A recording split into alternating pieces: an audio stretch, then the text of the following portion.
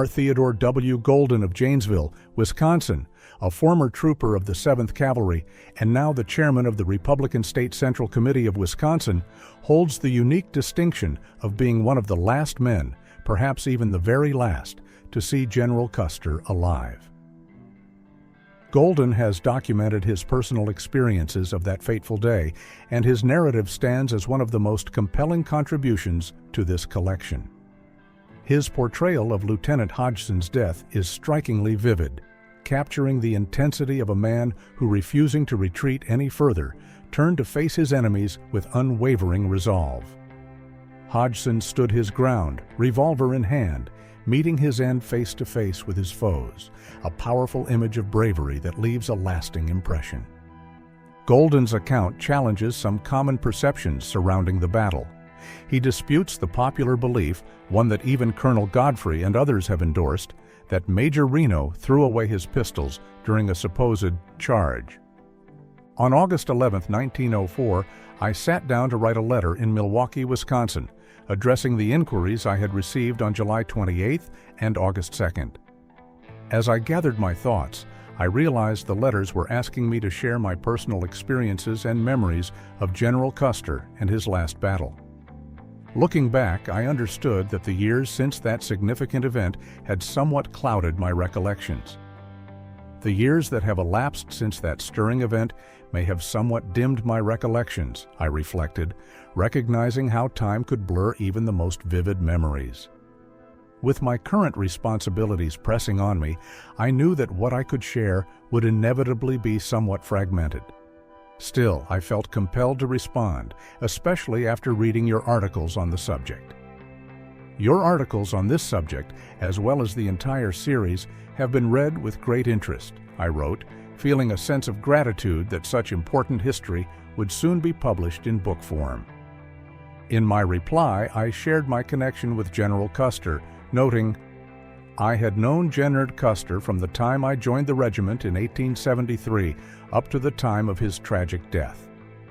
It was a deep-seated relationship formed through countless campaigns together, except for the year 1875 when my troop was stationed in the South."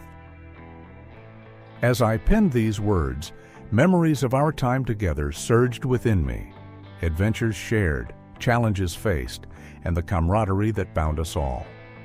Each recollection was a reminder of the impact General Custer had on my life, and I hope that my reflections could add a personal touch to the historical narrative. In the early spring of 1876, news arrived that an expedition was forming to confront the Sioux. Word spread quickly that 3 sizable columns would be mobilized for the mission. Just a few weeks later, our orders came through, directing our battalion to move from our station near Shreveport, Louisiana, up to Fort Lincoln in Dakota Territory. When we reached Fort Lincoln, General Custer was still in Washington, tied up before an investigating committee. He only managed to join us just days before our column was set to move out. On his way from Washington, he had been detained briefly in Chicago, held under arrest, adding to the tension that seemed to follow him. Our journey from Fort Lincoln to the Yellowstone was long and grueling, though I'll spare you the details of the march itself. We reached the Yellowstone River near the mouth of Powder River, where we paused for a few days to outfit our pack train. It was decided we would leave our wagon train behind and set up a supply camp. Major Reno had already left us earlier to scout ahead and had planned to rejoin us near the Tongue River by June 17th. After making arrangements to leave the wagons, some recruits, and the regimental band behind at the Powder River, we pressed on to the mouth of the Tongue River. It was June 17th, the same day General Crook was engaged in his fierce battle with the Indians on the Rosebud. All day we watched the horizon, eyeing every dust cloud swirling across the plains, hoping it signaled Major Reno's return. But as evening fell with no sign of him, we broke camp on the morning of June 18th and moved up the valley. Finally, by early afternoon, we rendezvoused with Reno's command. In those days, one could not help but notice that General Custer seemed deeply unsettled. Normally, he was composed, if not downright cheerful. But this time was different. There was a restlessness about him, a simmering unease that none of us could quite understand. It was as though he sensed something none of us could see, an almost tangible apprehension hanging over him, casting an unfamiliar shadow on his otherwise determined spirit. When Reno returned with his report, it was as though he had been reborn. His old vigor and determination radiated in every move as he organized the troops swiftly and efficiently, setting us on the trail toward the Rosebud. There, we knew Jen and Terry, aboard the supply steamer Far West, was already ahead, hoping to join forces with Jen and Gibbon, whose whereabouts were roughly marked somewhere in that direction. We marched long and hard, the night stretching on as we pushed forward. Finally, we reached the banks of the Yellowstone, where we set up camp, confident that if the steamer was downstream, we were certain to cross its path. Early the next morning, we were back in the saddle, pressing on. By early afternoon, the wagon train of General Gibbon's command came into view, moving slowly up the riverbank. Not long after, we caught sight of the Far West steaming toward us. Couriers rode out, carrying word that Reno had picked up the trail of a large group of native warriors.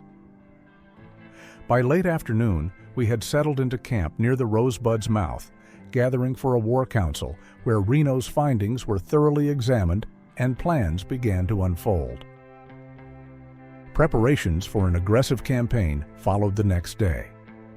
That night, aboard the steamer on the 21st, as I recall, a final council gathered where General Custer received his orders, just as you've heard them. As the council drew to a close, someone raised a question with General Gibbon about his estimated arrival at the mouth of the Little Bighorn River. He responded firmly, "Not before noon of the 26th. At the conference, it was shared that Custer had been offered the battalion of the 2nd Cavalry along with the artillery brought by steamer, but he turned them down. Custer explained that he trusted his own command completely and felt more confident leading them alone. He also expressed concern that the artillery might slow down his progress as he approached the enemy. Among the officers and men, there was a growing sense that this decision aligned with Custer's long-standing desire for an independent command, a situation he had often enjoyed over the years. Regardless, his request was ultimately approved. On the afternoon of June 22nd, our forces lined up to review before General Terry and General Gibbon. Soon after, we picked up the trail that Major Reno had pointed out. From that moment until Reno's encounter with the Indian village, we never strayed from that path except to seek suitable camping sites when needed. We neglected the directive to scout the surrounding area, and no effort was made to send a messenger across to General Gibbon, despite the fact that George Herendeen, a scout, had been assigned to our command specifically for that purpose. Our days were filled with long marches and rapid movement, continuing at this pace until the night of June 24th. Then we veered off the trail slightly and appeared to settle down for the night, a deliberate tactic to throw the Indians off our trail. We had strict orders to leave our saddles packed and to be ready for a night march. From the moment we left the Rosebud, General Custer seemed transformed, showing a level of restless energy that was unmistakable. His sole focus seemed to be on reaching and engaging the Indians. It's worth noting that the trail we followed was believed by Bloody Knife and some of our Crow Scouts to have been made by a band of around 1,000 to 1,200 Indians. As we later discovered, this group had journeyed from Missouri River agencies and was composed almost entirely of warriors, prepared and determined. Around 11 o'clock, the order came for us to saddle up and fall into line. A sense of urgency rippled through the camp, and we moved quickly, each of us aware that this could be a critical moment. Ahead of us, a scouting party of Crows and Reese had already set out with Lieutenant Varnum and, if I recall right, Lieutenant Hare. They were pressing forward to scout the trail across the divide, trying to locate the Indians before we made our advance. We left our bivouac behind and followed the trail, pushing on with determination. The plan was to cross the divide under cover of darkness and reach the foothills along the Little Bighorn before dawn. But the land was unforgiving, rugged and steep, making the trail difficult to scout. By the time daylight broke, we found ourselves in a narrow ravine at the foot of a tall line of bluffs, uncertain just how far we still were from the river. During the night, rumors circulated that General Custer had joined up with the scouts ahead. Just after dawn, the scouts reportedly informed him that they had spotted the Indian village down in the valley of the Little Bighorn. However, Custer, skeptical as ever, responded that he didn't believe them. Meanwhile, it was becoming clear that our presence hadn't gone unnoticed.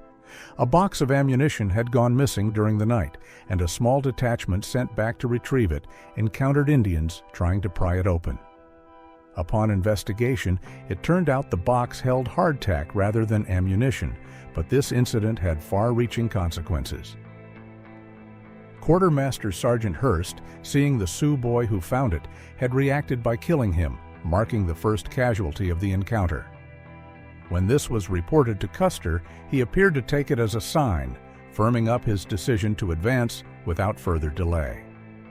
In the tense moments as our command was divided, Mitch Bouyer, a half-Crow interpreter, approached General Custer with a grave warning. "You're going to find more Indians in that valley than your command can handle," Bouyer said, his voice low and steady. Custer, however, bristled at the suggestion. "If you're afraid to go, you can stay behind," he retorted sharply. Bouyer's response was calm but resolute. "I'm not afraid to go anywhere you go," he replied, his eyes hard with resolve. "But if we go in there, neither of us is coming out alive." Just before the advance began, Lieutenant McIntosh assigned me to report to General Custer for duty as an orderly. I immediately made my way to him, feeling a surge of anticipation mixed with a sense of duty. General Custer gave me a clear command to ride alongside Lieutenant Cook, our regimental adjutant, and to assist with any tasks he might direct. As we paused briefly, I noticed the men sprawled out on the ground, some already lost in a brief, precious sleep, while their horses grazed quietly among the sagebrush.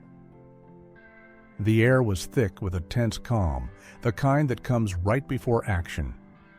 General Custer called for the advance, announcing that the 1st Company ready in each battalion would take the lead on the line.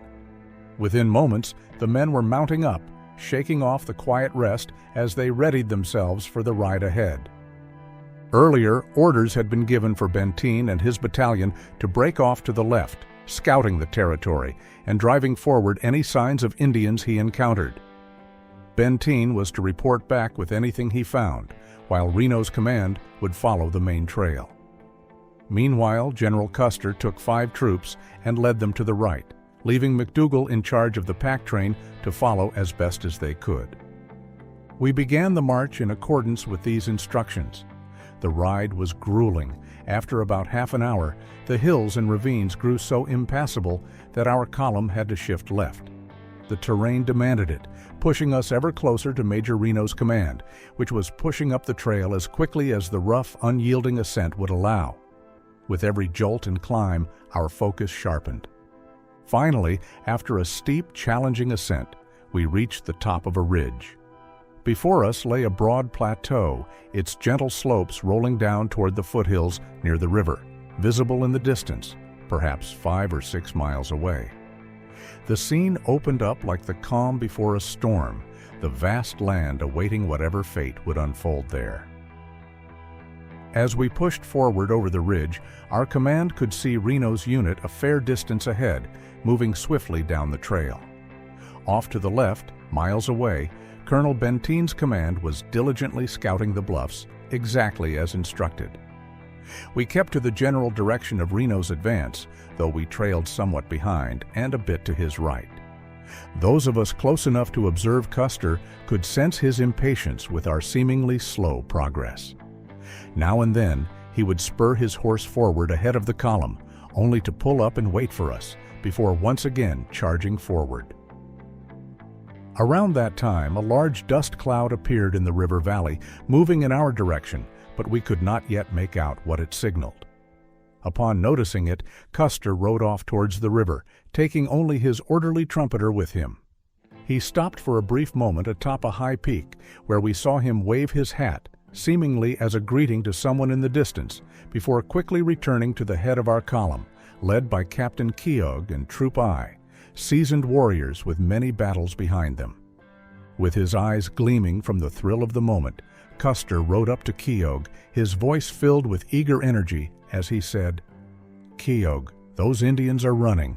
If we can keep them at it, we can afford to sacrifice half the horses in the command." Keogh, maintaining an air of calm as if he were on a formal parade, turned in his saddle and glanced back at the line of eager, sun-bronzed, bearded faces behind him. He looked over to Custer and said, "General, we will do all that man and horse can do." Moments later, the bugles sounded the call to charge, our first bugle note since departing the Rosebud, and we surged northward along the river. We attempted 2 or 3 times to find a way down into the valley below, but each effort ended without success. After the third failed attempt, General Custer had a brief, hurried conversation with Captain Cook. Cook quickly pulled out his notepad, scribbled down a few lines, folded the paper, and called for an orderly. I happened to be the first to reach him, and he handed me the order. "Deliver that to Major Reno. Remain with him until we can join forces, and then report back to me immediately," he commanded before disappearing into the action. An instant later, the back of the column rushed past me, vanishing into the ravines. I paused briefly to watch, but quickly realized I was alone in hostile territory. Without delay, I made my way toward Reno's command, tracking them by the dust cloud that lingered above their position. Thankfully, I was largely unbothered, though a few long-range shots were fired at me, which only urged me to ride faster and intensified my eagerness to rejoin my comrades. After a 5 or 6 mile ride, I caught up to Reno just as he was dismounting to engage on foot. I handed him my dispatch, though I was unaware of its contents. Reno quickly glanced over it and tucked it into his pocket. Around this time, the Re-Scouts suddenly panicked and, as we later learned, did not regain their composure until they reached Powder River and the safety of the wagon train. It soon became clear that the native forces were moving past our flank, closing in from behind. We had to turn and try to hold them back until we could get our horses into the timber. In the process, a few horses were shot and a couple scattered. Not long after, we retreated into the timber, where we had more cover and resumed the fight. With the protection of the trees and riverbank, we could mount a stronger defense, at least for a short time. It was not long before we noticed Captain Moylan mounting his troop. Lieutenant Wallace, who was nearby on the skirmish line, called out to Captain French, who commanded the Central Company, asking if he knew the orders. French replied that he had not received any, but would try to find out. A few minutes later, he shouted back, saying he believed there was going to be a charge. Though he had not received any official orders, he suggested we should mount up and support them. We were ordered to mount up, and as we prepared, we realized that around 15 of our men were on foot, having either lost their horses to enemy fire or due to their horses bolting. Lieutenant McIntosh, whose horse was gone, took one from a trooper named McCormick. McCormick handed it over, saying, "We are all dead anyway, and I might as well die dismounted as mounted." Once in the saddle, we rode out of the timber, only to be surprised by the sight before us. Rather than leading a charge on the Indians, Reno was making a swift retreat up the bluffs on the far side of the river. As soon as the Indians spotted this, they closed in on our flanks and unleashed a barrage of gunfire on our retreating ranks. Fortunately, they were not particularly skilled shots while on horseback, and so our casualties remained relatively light during this frantic withdrawal. For a stampede, it surely was. There was a report that in his agitation, Reno had fired his revolver wildly at the Indians and then discarded it. I know for a fact this is untrue, as that revolver ended up in the possession of General Benteen or his family, and remained with them at least as of a few years back.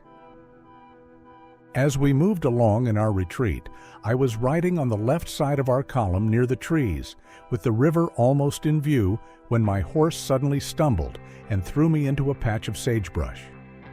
Thankfully, I suffered only a few scrapes.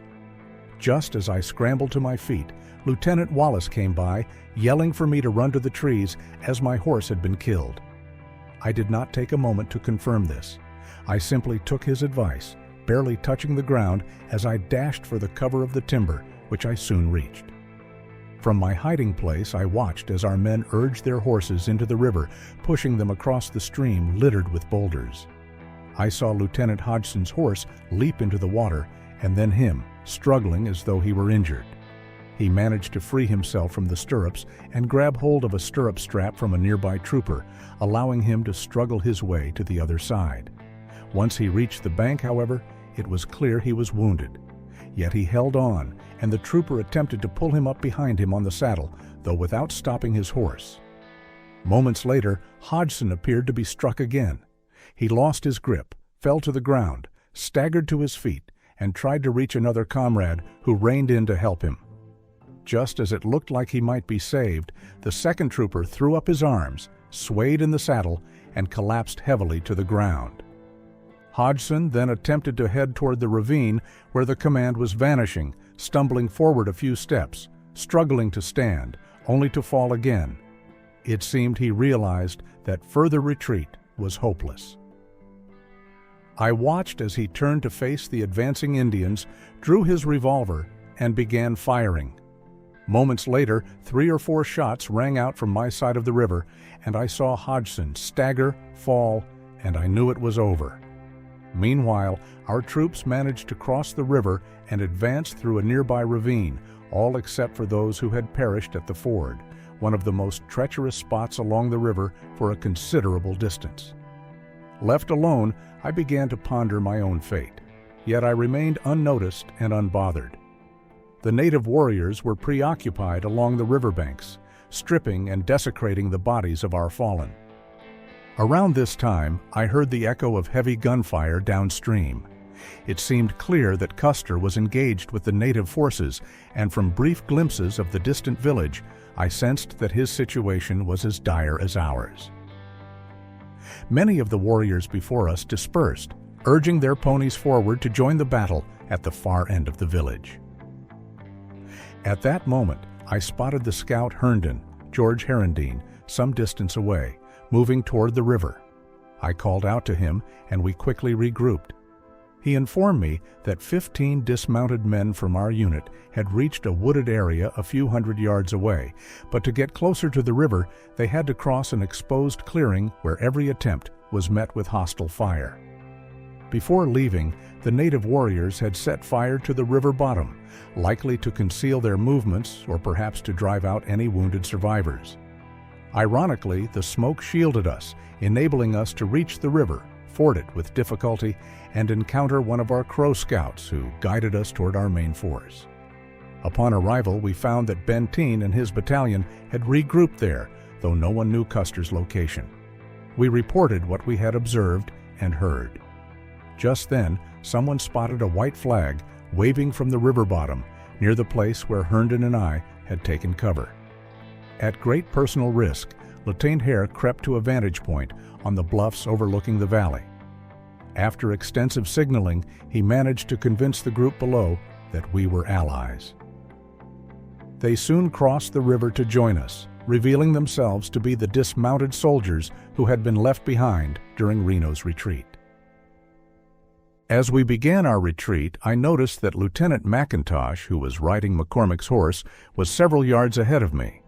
His lariat had somehow come loose and was trailing along the ground, with the picket pin hitting sagebrush and other obstacles, creating a hazardous area around him.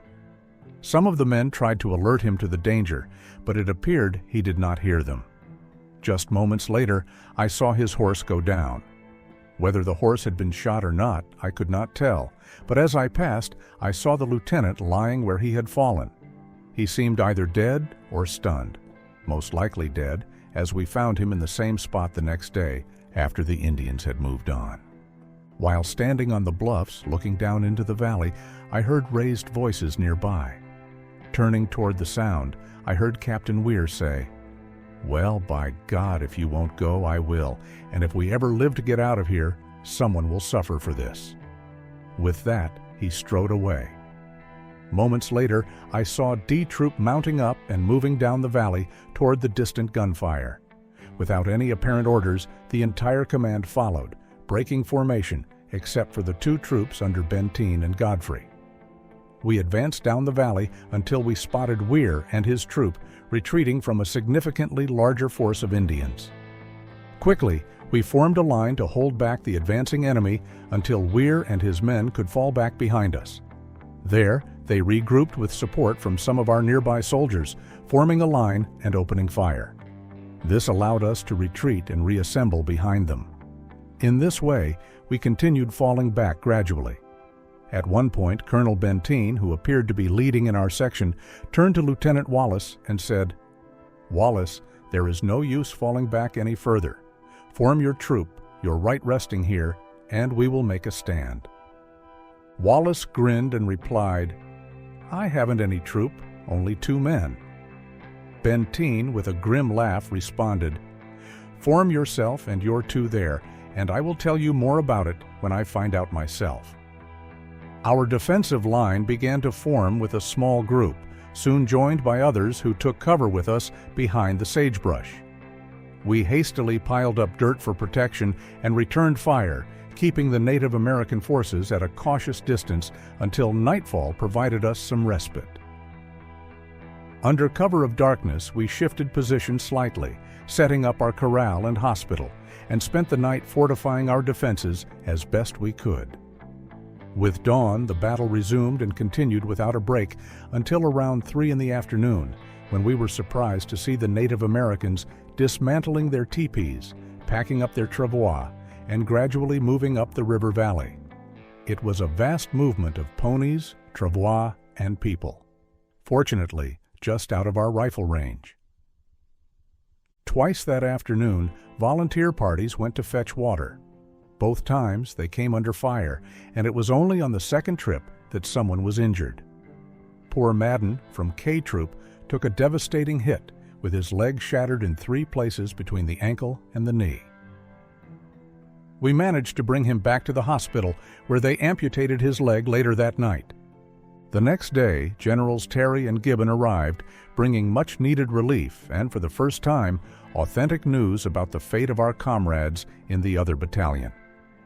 On the 28th, after we transported our wounded across the river, we visited the battleground to bury Custer's men. Of all the bodies on the field, nearly everyone showed signs of mutilation, but as far as I recall, our fallen leader bore no such marks. I cannot delve deeply into the incidents of the battle or provide detailed descriptions in this limited space, especially as these have already been thoroughly covered in your article. However, over time, I have discussed the battle with numerous Army officers and frontier veterans, and the consensus appears to be that the disaster stemmed from a combination of 2, possibly 3, main causes. First, the division of the command into 4 distinct columns, each separated by approximately 15 miles from the battlefield, without any clear knowledge of the enemy's exact location or strength. This division meant that, at a critical juncture, none of the columns were within supporting distance of one another. Second, Custer's early arrival, which put him in the enemy's presence almost 24 hours ahead of schedule. Third, the loss of horses, which included much of Custer's surplus ammunition. This topic has been widely analyzed by those more capable than myself, so I will refrain from adding further here.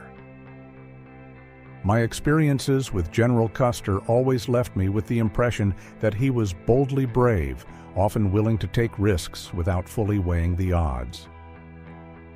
I have often thought that his decisions in the face of his orders might have been influenced by his deep feelings of apparent disgrace over his treatment by the President. Perhaps he sought to redeem himself with a bold, decisive victory, similar to his triumph at the Washita, to restore his reputation as a fearless leader and accomplished Indian fighter. Whatever the reasons, we must acknowledge that he fought a valiant battle, ultimately sacrificing his life alongside comrades who had shared his victories in countless battles before.